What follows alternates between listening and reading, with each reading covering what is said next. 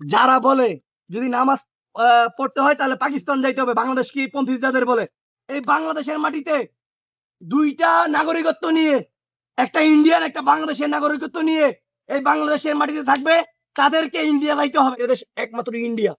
যারা বাংলাদেশের ভালো চায় না, যারা বাংলাদেশের রংপুর চট্টগ্রাম দখল করতে চায়, সেই অমিত শাহর গুন্ডাগুলো, এই মুদি টেরোরিস্টের গুন্ডাগুলো, এই মুদি বাহিনীর গুন্ডাগুলো এই বাংলাদেশে দেশকে অস্থিতিশীল করতে বাংলাদেশকে বিভিন্ন রকম পায়তারা করছে এবং বাংলাদেশকে নিয়ে তারা একটা নীল নকশা এঁকেছে।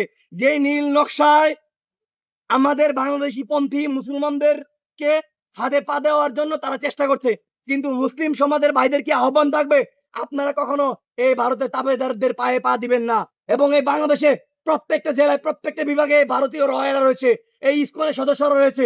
যতদিন পর্যন্ত এই বাংলাদেশে এই ইসকনের সদস্যরা নিষিদ্ধ না হবে, ততদিন পর্যন্ত এই হিন্দু এই চক্রবর্তীর মতো, চৈতি চক্রবর্তীর মতো বিভিন্ন রকম আরব মহিলা পুরুষ বেরোবে। আপনারা তো হয়তো আজকে চৈতি চক্রবর্তী আজকে পেয়েছেন, 2 দিন পরে আরেক নামে আসবে, বিভিন্ন নামে আসবে, বিভিন্ন বিভিন্ন সংগঠনের হয়ে আসবে। কাজে এদেরকে এই মুহূর্তে পতিত করা উচিত।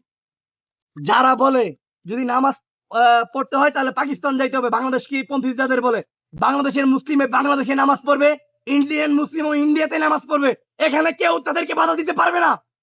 আমরা মনে করি, আমরা স্পষ্টভাবে মনে করি এবং স্পষ্ট ভাষায় বলতে চাই, যারা কিনা এই বাংলাদেশের মাটিতে দুইটা নাগরিকত্ব নিয়ে, একটা ইন্ডিয়ান একটা বাংলাদেশের নাগরিকত্ব নিয়ে এই বাংলাদেশের মাটিতে থাকবে, তাদেরকে ইন্ডিয়া যাইতে হবে।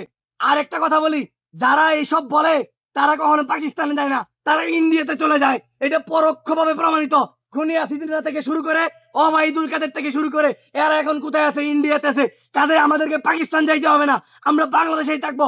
পাকিস্তান তারাও যাবে না, তারা যাবে হলো ইন্ডিয়াতে।